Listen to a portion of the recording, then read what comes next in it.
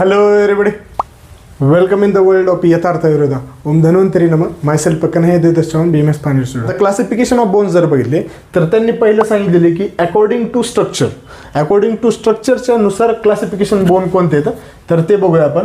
तर आता स्ट्रक्चरनुसार क्लासिफिकेशन जर बघायला गेलं तर पहिलं त्यांनी सांगितलेले कम्पॅक्ट किंवा कॉर्टिकल बोन. आता कम्पॅक्ट किंवा कॉर्टिकल बोन हे काय असते बघा, it is a present in outer layer of the long bones.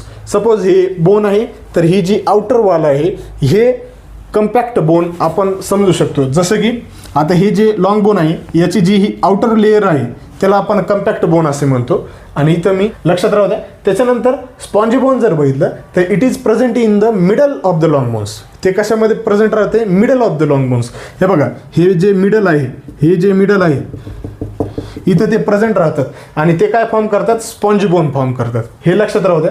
त्याच्यानंतर डिप्लॉइक बोन. आता हे जे डिप्लॉइक बोन असतं मित्रांनो हे स्कलमध्ये फाउंड होते. आता ते काय म्हणतात बघा, spongy cancellous bones meshwork of spongy tissue separating the inner and outer layers of the cortical bones of the skull. ते स्पॉन्जी कॅन्सलस सेल्स आहेत, बोन्स आहेत, पण त्यांनी कशापासून फॉर्म झालेले? त्यांच्यामध्ये meshwork of spongy bone form झालेले, म्हणजे त्यांच्यामध्ये स्पॉन्जी बोनचा जाळ्या फॉर्म झालेले आहेत. आणि ते काय करतात? Separate inner and outer layer of cortical bones. आणि इनर अँड आउटर लेअर जेव्हा ते सेपरेट करतात तेव्हा ते डिप्लॉइक बोन हे फॉर्म करतात. आणि कशामध्ये करतात? स्कलमध्ये करतात.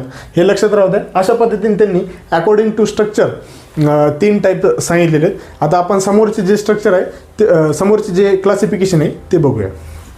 आता समोर आपल्याला अकॉर्डिंग टू पोझिशन नुसार आपल्याला क्लासिफिकेशन बघायचं आहे. तर त्यामध्ये पहिलं आहे ते म्हणजे ॲक्झियल स्केलेटन. तर त्यांनी असं सांगितलेले की bones forming central axis of the body. जे सेंट्रल ॲक्सिसनुसार जे सेंट्रल ॲक्सिसमध्ये जे बोन असतात त्यांना आपण ॲक्झियल स्केलेटन असे म्हणतो. त्यामध्ये रिब्स, स्टर्नम, स्कल बोन्स आणि वर्टिब्रा येतात. रिब्स, स्टर्नम, वर्टिब्रा आणि स्कल येते. ओके, तेवढं लक्षात राहू द्या. त्याच्यानंतर अपेंडिक्युलर स्केलेटनमध्ये जर बघितलं तर bones forming the skeleton of the limbs जे बोन्स लिम्समध्ये असतात त्यांना आपण अपेंडिक्युलर स्केलेटन असे म्हणतो. तर ते काय करतात?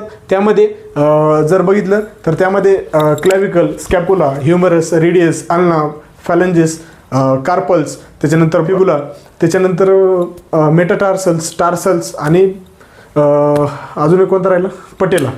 पटेला बोन. या सर्व गोष्टी यामध्ये येतात आणि त्यांना आपण अपेंडिक्युलर स्केलेटन असे म्हणतो.